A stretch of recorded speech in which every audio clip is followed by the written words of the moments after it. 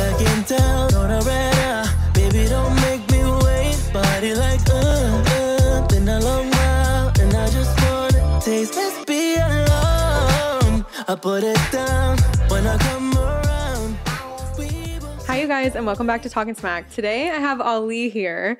So, would you introduce yourself to us? Absolutely. Tell us where we can find you. Tell us a little bit about your background. Listen up, you guys. Man, we live and official. This is Ali the Guru. You can find me at Ali the Guru on all social media platforms.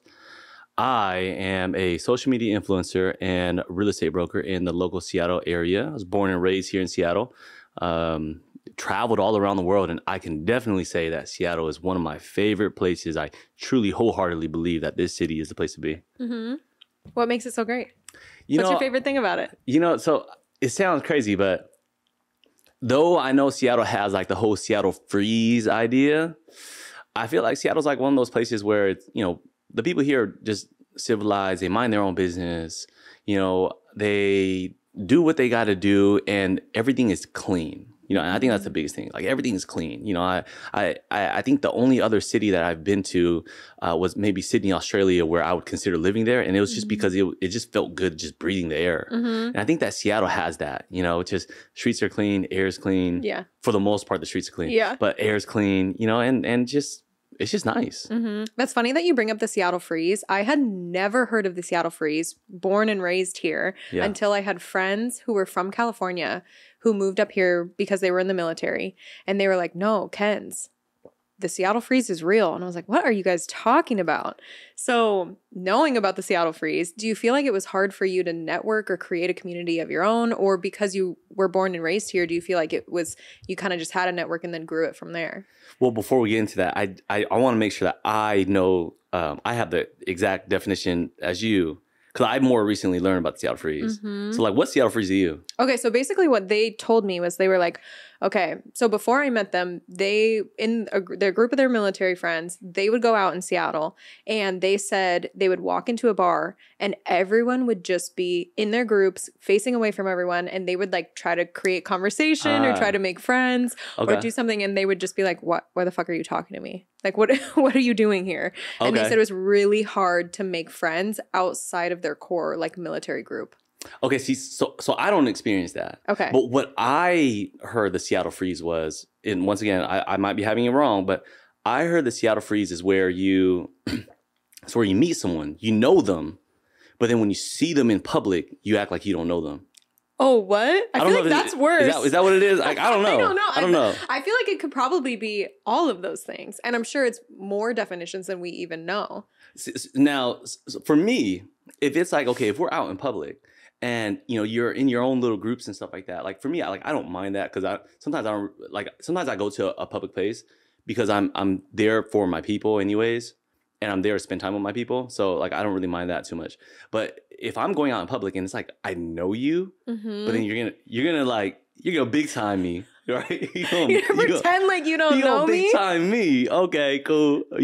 I do have a problem with that. But that's what I heard that the Seattle freeze was. Once again, I could be incorrect, but if I experienced that in Seattle, then I am a little bit bothered by that. And what I've been doing since finding out about that whole idea or concept is I've been trying to break down that barrier. So instead of waiting for them to say hi to me, like yesterday, instead of waiting for them to say hi to me, I'll just go say hi to them. Yesterday, I was on a panel, spoke on a panel, saw someone that I knew, and I know they know me. In my mind, I'm thinking to myself, okay, I'm going to go say hi to them. There's a chance they might try to Seattle freeze me, right? And they might try to big time me, but I'm going to go say hi anyways. Right. So I went over there. I'm like, hey, man, what's up, bro? Like, you pretend like you didn't see me, but I'm right here. So I said hi anyways. But I feel like doing that in public helps break down the barrier. I feel like Seattle, at least people here in Seattle, and maybe a part of it is due to like social media, they feel like they don't want to go say hi to you or talk to you because you might not remember them. And if you don't remember them, now I'm all embarrassed. Yeah. And so I feel like if you remember someone, just assume responsibility. Yeah. And just go say hi to them. And then most of the time they'll respond back in a positive way, Mhm. and that's what I try to do. And if they do respond back in a negative way, I just remind them like, remember we met here. Yeah. So, I actually heard a good tip for that. If you can't remember someone's name, you say, remind me your name, and they tell you your first name. You're like, no, what's your last name? So it's like kind of showing like, oh no, I knew your first name. I'm looking for your last name. see, I got it. See, I got to work on that. Mhm. What I do is I'm just like, hey, meet my friend, and I Mhm. hope they say their name. Yeah. So I got to work on that.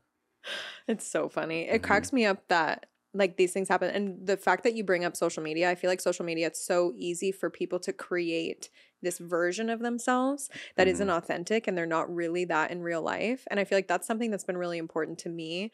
And I feel like even just seeing your feed and like meeting you today for the first time, like you give off that just genuine, like you are the same person that you are on social I appreciate media. that. Dang. That means a lot to me. I had a Mhm. client that told me that one time. We was out Uh-huh. looking at a house, and he said, wow, like we're at the house. And then first thing he does is he hops out the car, he just smiles and looks at me. He's like, and then I'm like, you gonna come in? he goes, you're just like how you are on Instagram. Mhm. I'm like, I hope so. Yeah. But I feel like that's something that you have to do, like Mhm. your branding. Your social media is your branding. Right. Whatever you put out into the universe is what you're portraying yourself as. So whatever that is, like you need to make sure that you are authentic, that you can, be consistent on it. So like for me, I'm just purely just myself on social media. Now there was a point in time where I wasn't. Like when I first got into real estate, I remember my managers at the time telling me that I needed to act a certain way. They made me cut off my mustache. They made me cut off my tail. I'm like, my tail. I'm like, my tail's like, I've been having it since like 2011. And they're like, well, in order to be, successful, you need to be professional. You have to look a certain way. And so for me, I was like, okay, well, I want to be successful. So I did that. They told me, you need to post these type of posts on social media. You need to send out these type of videos on social media. And I was trying to do everything by the book because from what everyone says, if it's not broken, don't try to fix it. Right. I try to follow that rule. And here I am trying to follow that rule and nothing is working for me. Like business was not booming. My engagements like tanked. Yeah. Finally, one day, one of my best friends told me, bro, just be yourself. And that's what I did. I grew my mustache back out, grew my tail back out, and I went back to Ali TV, which is like a show that I ran on my Snapchat. But I went back to Ali TV, just being the entertainer on my stories. And next thing you know, people started responding back to it. My engagement started growing. My social media started growing. People appreciated it. I have a lot of people that reach out to me and tell me like how inspired they are and how they want to do what I'm doing. And I take it as a blessing. Had I not been myself, I wouldn't have been able to touch these people. And so I feel like on social media, you have to be the most genuine part of you because eventually you're going to meet some of these people in person. Yeah. And if you're not the same, they're going to be like, yo, he's different. That's happened to me a couple times where I've met these like public figures or these people just in the lash world and the beauty industry that had created a name for themselves as this nice, kind, positive, like upbeat, and then you meet them in real life and they're like, the fuck do you want from me? know, and it's like, whoa, I just wanted to say hi, like huge fan of yours, whatever. And it was just completely different. And that was a wake-up call for me to be more authentic on my social media and just show up as myself. And it comes down to it too. It's so much easier to just be yourself. And not have to feel like, oh, I need to be scripted or I need to be a certain way and I need to be professional because anymore, I feel like, I don't know, I feel like I struggle with that word, like you have to be professional. Like I feel like you can be professional, but you can still be yourself. I agree. I feel like for me, my friends and I, we started a podcast, Topic of Discussion. And a lot of people like to think of it as like an NFL podcast. But we have these open-ended conversations. And I remember when we first started in season 1, we did something similar to like what you're saying. Like we try to be a certain character that we weren't. There was 3 of us and, it was me, my buddy KJ, and my buddy Mike Mo. And we were trying to decide, okay, you need to be the bad guy and you need to be the good guy and you need to be like the mediator. But the whole entire time we're thinking to ourselves, okay, well, you were the bad guy on the last episode. So like you have to continue being the bad guy. But the thing is, it's like, okay, well, we're being this character that we're not, you know? So let's just be our natural selves because it comes out way more authentic. And I feel like that's what social media needs. You know, you just need to be more authentic, but I also feel like you need to be intentional. A lot of people on social media, what they tend to do is they tend to do what is trending. You know, what they see is working for everyone else. And so they'll try to, you know, copy that. And I feel like when you do that, if it's something that you're not comfortable with, then it's not going to give you the same results as that person who did it. And the reason why is because that person who did it from a place of genuine heart versus you're doing it from a place of, I'm just trying to get what he got. So with social media, sometimes originality will go a long way. I absolutely agree. And I think for some people that's really hard to find because they have that picture in their head of who they have to show up as. And I think, I mean, it just touches on again, like it's so much easier to show up as yourself and be, you know, being original and getting those inspiration things. You can gain inspiration from different people. There's tons of people that I follow that I gain inspiration from. Like, oh, like I see they're doing this. Like if I did it this way or with my own spin, like I think it's okay to kind of like take bits and pieces from what other people are doing as long as you input your own personality into it. I agree. You know, I think that personality is a big thing. You know, I mean, if you ain't got personality, shoot, you're kind of boring a little bit. Right. Yeah. Oh my gosh. I know. I feel like we were talking about this in a other episode talking about one of my girlfriends. We were talking about like dating guys who are shorter. And we were like, it's all about personality though. Like if you can't connect with someone, if they're 6'4" and like good looking and whatever, but if they have no personality, it's not going to work. And I feel like the same goes for social media. Like the more personality that shines through, the easier it is to connect with that person and actually be like, I fucking like them.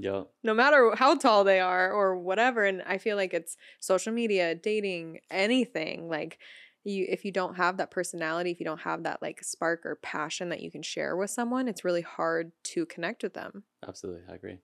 Okay, so we've gone kind of off topic from the questions that we were going to talk about. So how did you get into real estate? So kind of crazy, but I was in Africa on a guy's trip with a few of my friends. And the trip that we were on, all the guys that were on this trip, they all played in the NFL, except for me. You know, so there's like a bunch of NFL guys, and then it's me, right? And here we are on the safari trip, and we're going through the jungle, seeing all these lions. And the guys were like, oh, what are you going to do after your career? You know, what are you going to do after your career? What are you going to do after your career? And everyone was like trying to figure it out.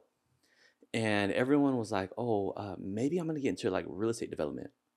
And then they look over at me. I'm like the oddball because like, I don't play football. Like I'm still a working citizen, right? And they're like, you know, Ollie, you should do real estate. You know, and maybe you can help us find some of the property so that way we can build on it. And for me, I've been told a couple times now that I should do real estate. But the fact that these guys were like, okay, well, they're going to be my first clients. I'm like, okay, sure, why not? I'm like, all right, it sounds like guaranteed clients. So I'll get into real estate. Next thing you know, I get into real estate. And then I'm looking at these guys. I'm like, hey, you know, you guys want to build something, right? And no one wants to like do anything with each other. They want to do everything separate. So it's like, okay, you know, I got one friend, like he wants to do his own project. And I got one friend like, oh, he wants to do these rentals. And I got another friend who's like in California doing this other thing. I'm like, what happened to the whole plan that we're talking about at the safari? I'm like, because I paid all this money for these real estate courses. You're like, I actually held up my end of the deal. Exactly. You know, and the craziest thing happened. While I was trying to figure things out with my group of friends on this whole development thing, I had other people reach out to purchase homes, who needed their home sold, who wanted to support my business, or who just needed help because no other agent would help them and they had bad credit or whatever it is. They just didn't qualify for a loan. The thing about me is I'm really good at problem solving. Prior to real estate, I've been in 4 other businesses.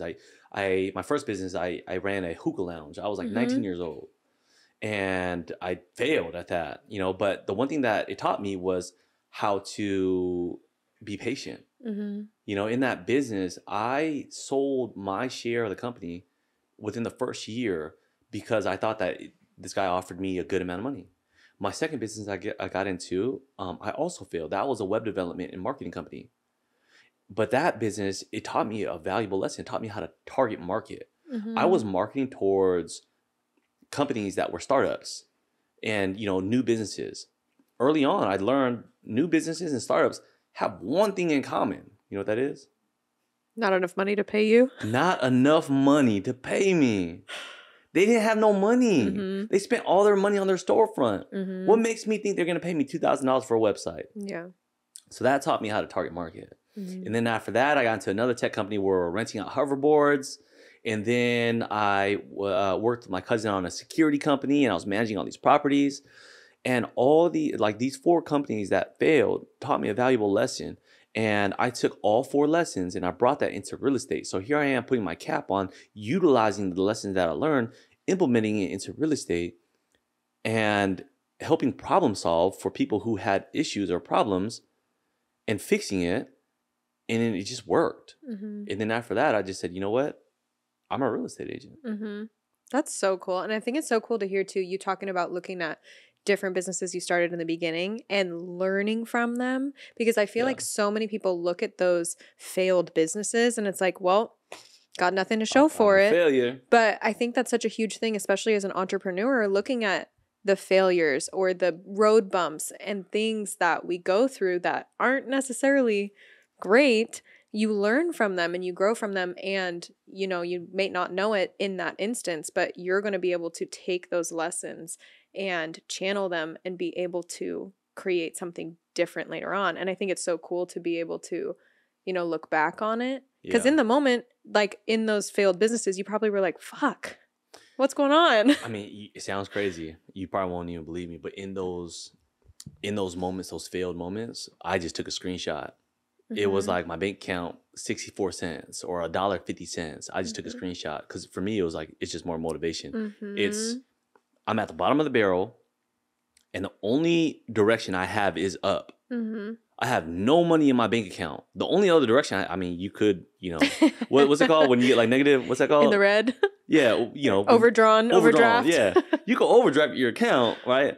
But the way I saw it is like, I don't have any money. So only direction I have is to make money, is to go up. And I just felt like it's an adrenaline rush, you know, and I think that, you know, it takes a different type of beast to really see that.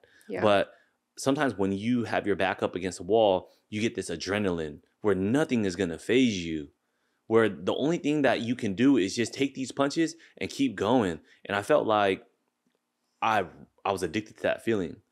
So you can almost say I'm addicted to failing. And the only reason why is because failing to me means learning. And it gets you closer to your next success. Exactly. The biggest thing is just don't give up. Just keep going, keep trying, and eventually you're going to figure it out. If you want it bad enough, you'll figure it out. Absolutely. I agree 100%. I heard something similar to that on another podcast that was saying every no you get is getting you closer to that yes. And all you need is one yes. Hey, or you can get a lot of no's too. Yeah. For real, you better watch out now. You gotta get a lot of no's. You got tough skin. Well, and I think that's the thing too, of you saying like you're addicted to that failure because you're learning and you're addicted to that motivation that it brings you. I feel like you have to have that mindset going into it of like, okay, I know I'm going to get shot down maybe 100 times, but maybe at 101 is going to be my big break. Yeah. And I think it's just, again, reiterating, like, don't give up, especially if it's something you're passionate about, especially if it's something that gives you purpose to help other people or make a shitload of money or whatever that is driving you. Just having that dedication and that discipline to not give up and keep going after what you want. You know, another good thing that I'll say too is, you know, just taking a chance on something.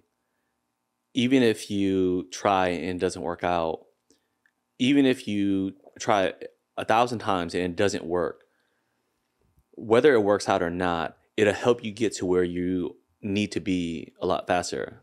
Let's just say that that project doesn't work out for you. At least you'll find out that you tried and you'll know for sure that it didn't work, versus sitting here, not giving it a true attempt and thinking about it day in and day out. So I always tell people, like, if you are trying to do something, just do it. Yeah. You know, either you're going to win or you're going to lose, but you'll get over it faster. You know, like I don't want to have the same conversation, 2-3 years down the road from now, and you're still thinking about the same exact thing. Just do it. Do it now. Find out if it's for you. Right. And I think that's such a good thing to think about too, because you really don't know if it is for you unless you try it. Exactly. Because you could get to 80 years old and be like, I never knew if that would have been for me or not, or I never knew if I would have been happier, if I would have been more successful, or if I would have felt more purpose in my life going after this one thing. And I think like thinking about regrets, I look at them so differently now, because like I never want to look back and be like, I regret not trying that one thing or that business venture or going after that guy or girl or whatever. Like you have to, and I think it just comes back down to, for me at least, you have one life, you have one shot, and why not try to go after those things or try those things and fail?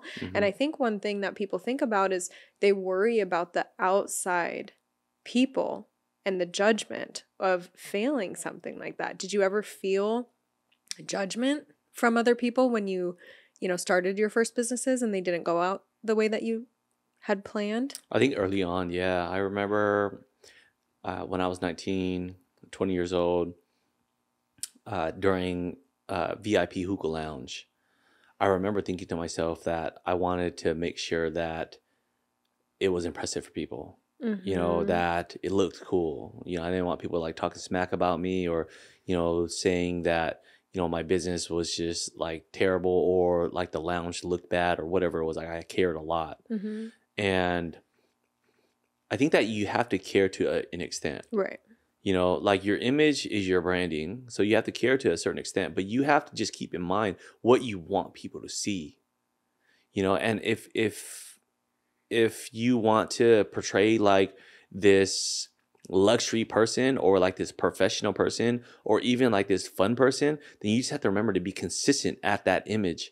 And so for me, I started off caring a lot about what people think, but then I grew to not care as much. And it's only because I knew that there was a certain audience I'm trying to target. Right. So if it's not the audience that I'm targeting, anything outside of that, I can really care less. But within this target audience, if they react a certain way, then I do care. But only this specific audience I care about. And so that's, I'm sure, helped curate the kind of content that you put out on social media and being intentional about what your personal brand is. What do you feel like? Do you feel like you always knew what your personal brand was going to be? Or do you feel like you had certain aspects where you're like, okay, I want to be this and I want to curate this way. And like, these are certain aspects of when someone sees my page or when someone meets me in person, like, this is how I want to be perceived. Was there any part of that that was like, I'm sure, of course, to an extent it's intentional, but did you feel like, okay, it's just me? Or like, these are aspects I want to be, so I want to buy these kinds of clothes, or I want to show up this way, or this is the kind of energy I want to bring?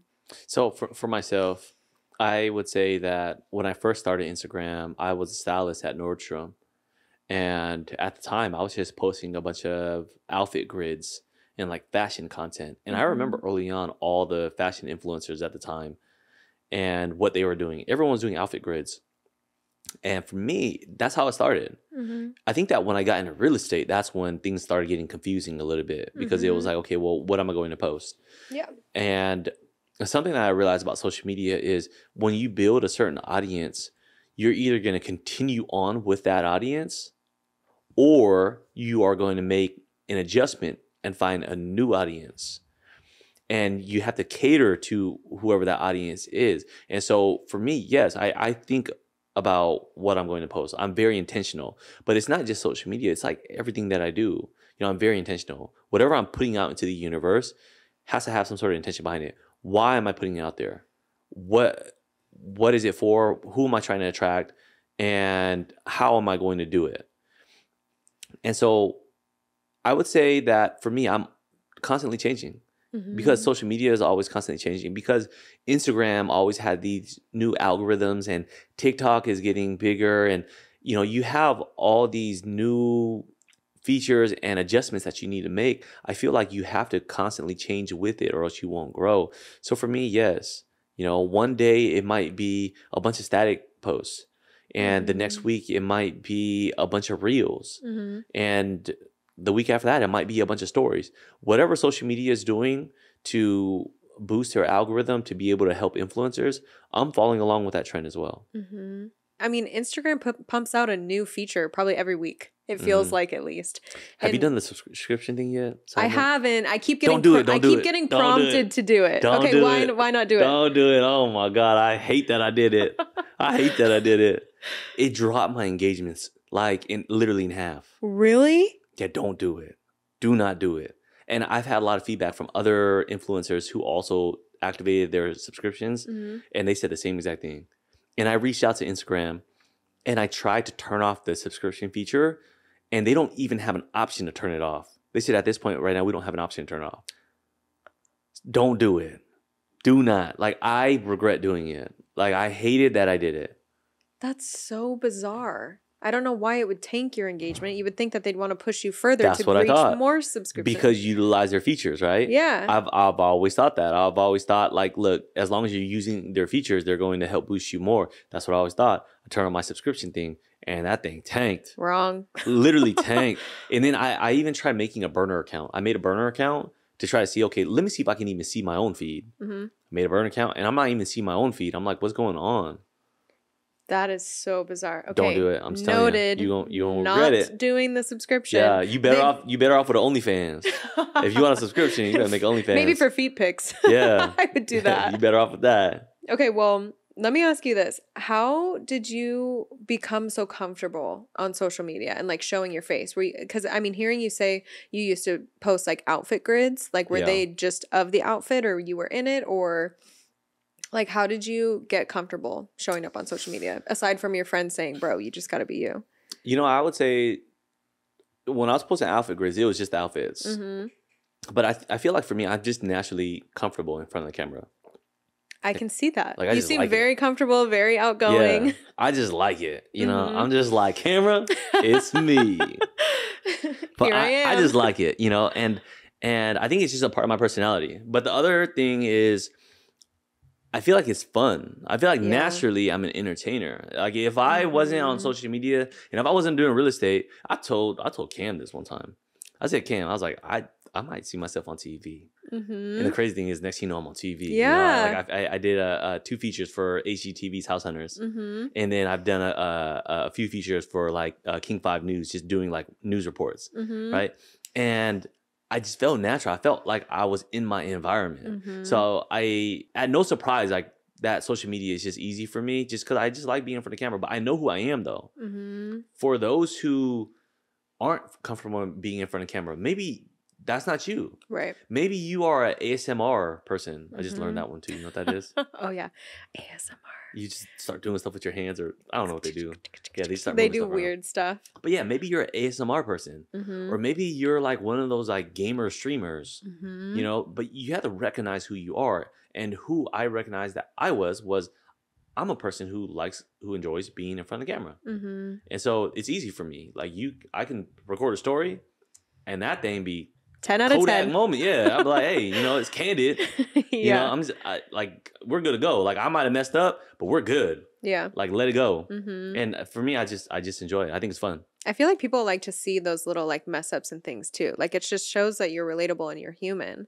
And rarely ever will you ever see me like retake stuff. The only time you don't have time for it. The only time, yeah, that's true too. But the only time I'll ever retake things is like it was just really, really bad. Like I didn't even get the message across, you know, then yeah, let's retake it. But for the most part, like I don't even retake stuff like blooper reels and, you know, blooper stories and stuff like that. Yo, we gonna let that thing go. And then I'm gonna re-record it. I'm gonna let that thing go too. Yeah. You know, but that's just like, I feel like that's just part of my personality. You know, I just try to keep it as transparent as possible.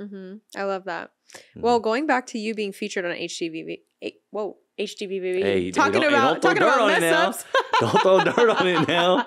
Hold on now. I was pretty proud of that moment. All right, talking about you being featured, what was that like? Did you reach out to them? Did they reach out to you? And like, were you nervous? Obviously, probably not, because you love being on camera. Like, what was that experience like? So, oh man, they gonna hate me if I said this. They gonna hate me for this. So HGTV, they had asked me if I've ever seen this show called House Hunters. I said yes. I was like, yeah, I watch that thing all the time. Did you lie? I had no idea. I'd never watched that show a day in my life. You know, but I was like, You're like, yeah, big fan. Yeah, I was like, I'm not trying to ruin the chance. I'm like, look, it's on TV. But I had reached out to them. I had a client. I had an NFL client who wanted to be on the show. He said, man, let's get on House Hunters. I watch that thing all the time. I was like, okay, bet. I use my social media platform to be able to reach out to them. Fortunately, like I have a decent following where I can reach out to companies or brands, and for the most part, they'll respond back. And so I just reached out to HGTV and reached out to House Hunters and shot them a couple of messages. And then finally, they shot me back a message and they said, email this person. I emailed this person. They set me up for an audition. We sit there, once again, comfortable being in front of the camera. I'm like, hey, HGTV, this is me.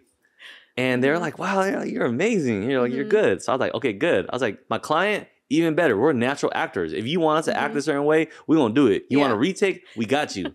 Right? Anything you need, we got it. Give me the script. I'm good. Exactly. Good to go. And so they was like, okay, cool. Yeah, let's do it. Next thing you know, they're out here in Seattle. We're filming for House Hunters, and we're just having a blast. We did such a great job that episode that we had is called Big Ballin' in Seattle. That episode that we had was the #1 episode of House Hunters in that year. I think it was like 2019 or 2020. No way. Yeah, it was That's the so #1 cool. episode. Until this day, it was so good that they replay it. Like before, it was like every week they were replaying it, and now it's like once a month they replay it. So I have friends and like supporters at the gym running the treadmill, and holy shit, is that you? I'm like, yeah, it's me, like 20 pounds lighter. Oh my gosh. But I'm like, yeah, that's me. But it was so great that they reached back out to me and they said, we want to do another episode in Seattle. You know, let's do it again. And so as we're prepping for another episode in Seattle, COVID hit. Everyone got COVID. Everything shuts down. Literally, the whole production group got laid off. Oh no. Yeah, the cameraman, everyone. Everyone gets cut. Yeah. I think it was like 7 months ago. Just 7 months ago, they restarted back up the production group. The same guys that filmed our first episode got rehired with an exception of an additional video guy. But everyone got rehired, and here we are shooting up second episode in Seattle. And I was fortunate enough to be able to be working with a client who I went to high school with at the time and invited her to come onto the show, audition for the show, and she was all for it. And I was thrilled. I would say that was probably my favorite episode. You know, one, because it was someone that I went to high school with. And then two, it was because it was a validation of what we did in the first episode. We did so well in the first episode. They brought us back for the second one. And so here I am. I'm like, we must have did a good job. Like if we did terrible, they wouldn't have invited us out. Right. And so now here we are. I'm working with the producers on trying to come up with like in a show here in Seattle. That's kind of a sneak peek. I didn't tell a lot of people that, but we're working on trying to figure out like a concept, a show for Seattle. I feel like Seattle is the next LA, and I feel like it deserves its own show. Yeah, absolutely. Showing in Seattle. I don't know, something. That would be dope. Yeah. That would be so cool. Yeah. Well, and I think that's so awesome too, like, and such a testament to who you are and like the personal brand that you've created, that they were like, we love this dude. We want to have him back again. And now that they're talking about doing something with you long term, I think is absolutely incredible and such a testament to, you know, the failures that you went through and everything you learned and everything that you've built. And like, it's huge, and like, it's just really cool to see. Absolutely. Thank you. Appreciate it. Okay, so you talked about reaching out to brands and, you know, creating a following for yourself. What has that looked like? What brands do you like to work with? And like, are there any brands that you wouldn't work with again, or any that you're like, these are homies, like I want to continue like working with them? Yeah, so I try to be very intentional when it comes to social media, and I try to make sure that the brands that I do reach out to are going to be brands that are similar to other brands that I've worked with in the past. I try to keep it within like maybe like a 3-month like span period, where it's like they don't like, I want them to clash with each other, but I try to keep it within the same industry. So I work with a lot of spirit companies. I work with clothing companies. I work with pretty much those two. and other local companies. Like I just did something with Lululemon, you know, and I will do stuff that is within the men's fashion realm or men's lifestyle realm. You know, just because a lot of the people that follow me are going to be within that realm. You know, they're following me for men's lifestyle, men's fashion. And so I need to attain to that audience. And so there are other companies. Like I've had a few fitness companies reach out to me. Lululemon's an exception. Yeah, we was doing yoga, but I've had a few fitness companies reach out to me. They're like, "Oh yeah, listen, I want to send you this like this workout like outfit and stuff like that. Like, can you do a promo for us for it?" And in my mind, I'm thinking to myself, I'm like, I'm not in the fittest part of my life right now. Like, it's not. I might not be the best one for you, so I'm gonna have to turn that one down. You know, I've had like swimsuit companies reach out to me like, "Oh, can we send you some trunks?" I'm like, you know, I might not take any pictures with it, you know, like I'm not there yet. I've had like cosmetic companies reach out to me. I've done cosmetic stuff before in the past, but I feel like that's not who my audience is. So yes, there are brands I won't work with. And it's not because I don't like them, but it's just because I feel like I'm not at the place to bring value to them. So I want to make sure that whoever I'm partnering with or whoever I'm working with, we're bringing value to each other equally. You know, I can successfully make a good post for you and you can compensate me in a fashion that I'm okay with. And I feel like for me, that's important. So yeah, there's brands I'm going to work with. There's brands I'm not going to work with. I do utilize some platforms. So in the social media realm, influencers have these platforms where you can find other vendors who will pay you for social media posts. You know, you have like Aspire, or you have like Up Influence, you know, and there's a ton of platforms out there, but it's where vendors go to and they'll go there to find influencers. And so I'm a part of it, and it's kind of like OfferUp. Someone will put their post up, or a company will put like their post up and what they need, and you apply to it, they'll hire you, and then they'll pay you they'll say something like, okay, we want a static post and 3 stories, or we want a reel and 3 stories, and we'll pay you this much.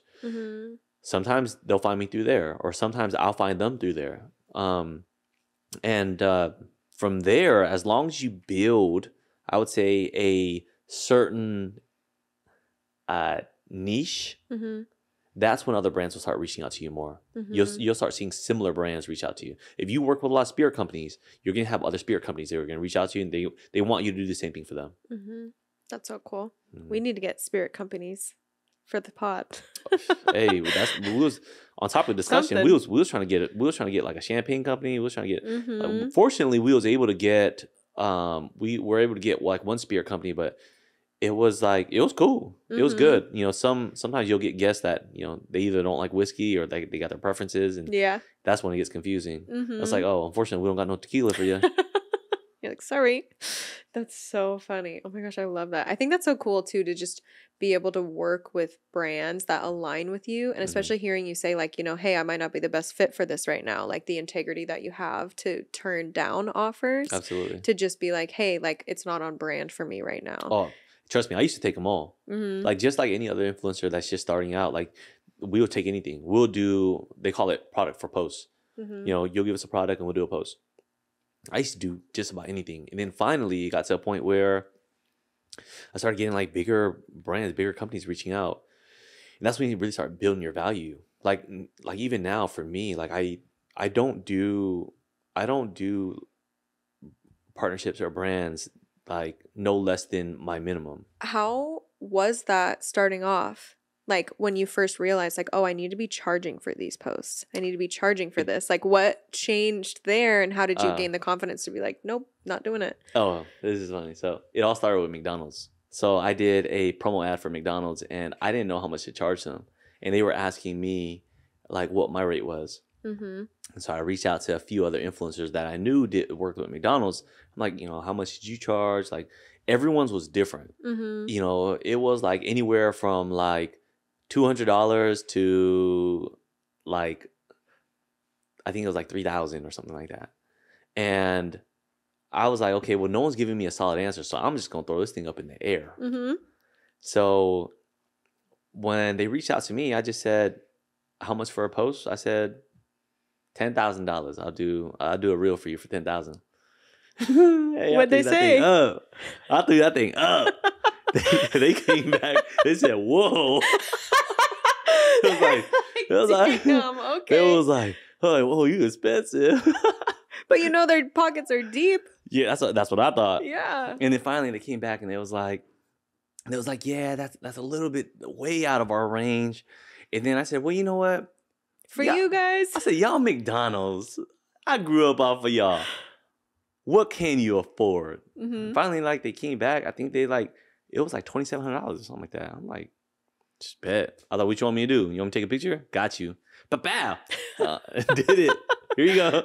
I love that. But yeah, that's when I realized what my price was. Yeah. At that point, I was like, look, if McDonald's is willing to pay me this much, I must be somewhere around this range. At least for my account, I'm probably somewhere around like the $2,000 range. Mm-hmm. That's so cool. I feel like that's something I've struggled with is like in the lash world, a lot of lash brands will reach out and some will be like, okay, we have a small budget to work with you, or they would do product for post.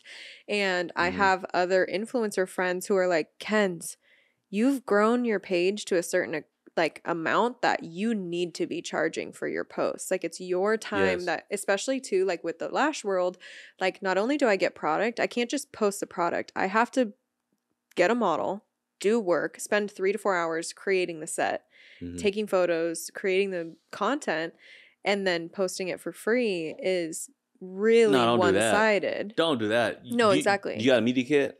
I do have a media kit now. Okay, yeah, just spice that thing up. Yeah, spice that thing up. Because oftentimes, like, if you're trying to work with someone, like, you're going to have to send them your media kit. You got to let them know you're serious, you know? And for me, like, even on my media kit, like, I'll put my prices on my media kit. I'm like, look, this is where it's at. Right. Like, if you want to work together, this is what we're doing. And the reason why is, like, because you got to put a value somewhere. You know, there's a bunch of brands out there looking for influencers to work with. And so I'm gonna put my price up. Now, look, if I don't get any deals, if I don't get any partnerships for, I don't know, let's say 3 months or 6 months, then, okay, maybe I'm a little bit overpriced. So then I'll adjust my price a little bit. You know, there are times, I'm not going to lie to you. Are you familiar with SoulCycle? Yeah.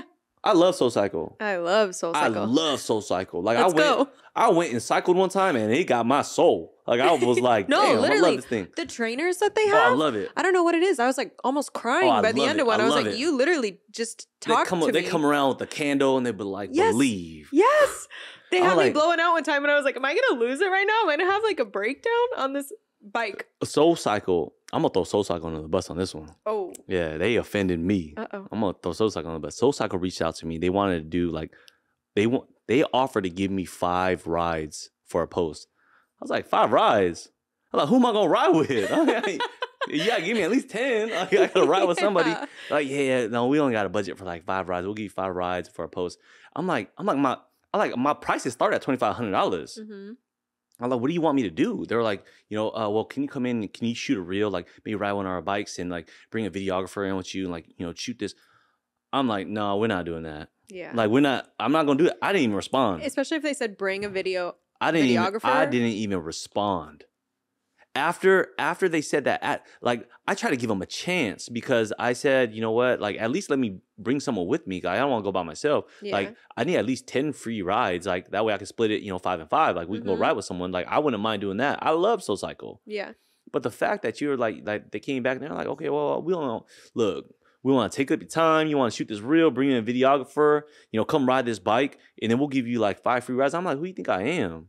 Like, we're not going to do this. Like, you pretty much want me to do it for free, and you want to toss me a couple workouts. Like, no, we're not doing this. That don't cost you anything. I didn't even respond after that. I'm like, look, you got the wrong one today. Yeah. Like, you got the wrong one. Like, I didn't even respond. And I think too, people don't understand, like, your time is so valuable. That's what it is. Like, at the end of the day, it's like your time is valuable. And not only that, but when you put a price tag on something, if I put this $2,500 price tag on this post, I'm gonna make sure this thing is gold. Yeah. Because they just paid for this product. Right. Now, if a brand is reaching out to me and they want to do like a product for posts, and like let's just say the product isn't really gonna do anything for my branding. Yeah. Or let's just say there's really no value behind it, then when I go create this content, subconsciously I don't really care too much. Right. Like I'm gonna half-ass this content, you know, versus if had you paid me for this content, I would have got a proper like video guy to come out and do this, make sure we have proper audio, make sure it was edited right, make sure the thing crisp, make sure it's 4K, you know, make sure you got like highlight clips, maybe you got some stills with the video, like I make sure you got it all. But if you're not gonna offer me something that brings value to me too, then like, we're not doing it. It's not going to be the highest quality that you could offer. We're not doing because it. they're not paying.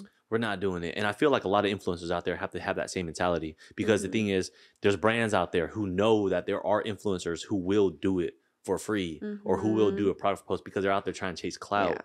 Yeah. I'm like, look, I'm not going to work with SoulCycle because of clout. Like I really don't need it. Yeah. You know, what I need is some money. That's what I need. Exactly. And on the flip side of things, there are brands who will pay you your rates and give you exactly what you want because they understand that the value and the quality of the post is going to be 10 times better. Yeah. There are brands out there that's going to treat you way better. Lululemon, they're going to treat you good. Yeah, Lululemon going to be good to you.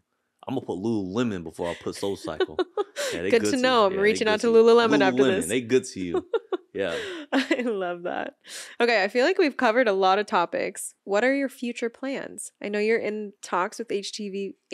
Wow, I cannot say that. Hey, don't be throwing dirt now. HGTV.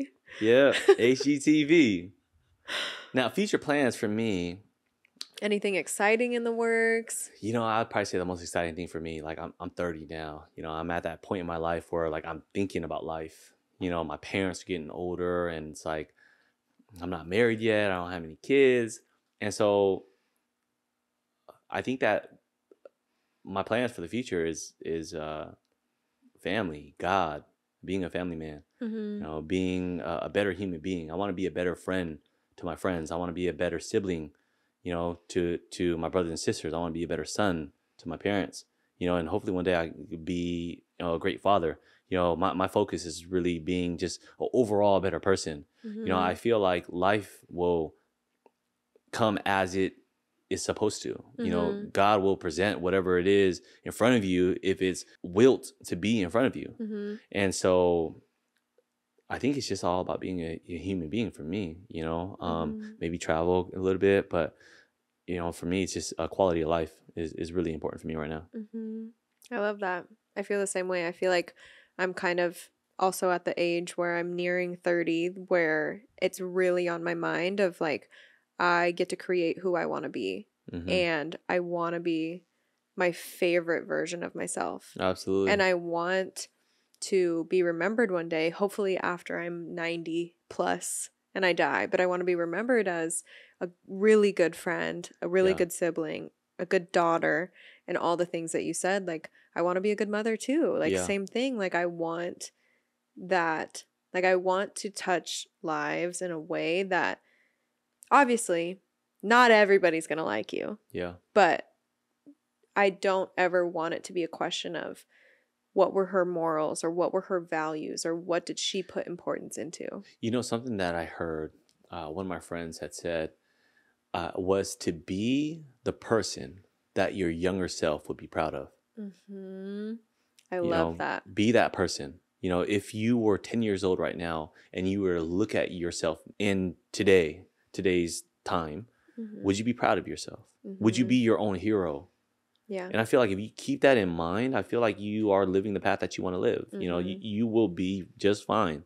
As long as you keep in mind, are you your own hero? Are you your youngest version's hero? You will be just fine. Now, career-wise, I have my team, the Catalyst Group. You know, it's a real estate company. We do aspire to be a capital venture group one day. So a big aspiration for me, I'd probably say this is like a 10-year goal. But I want to be able to invest into young entrepreneurs.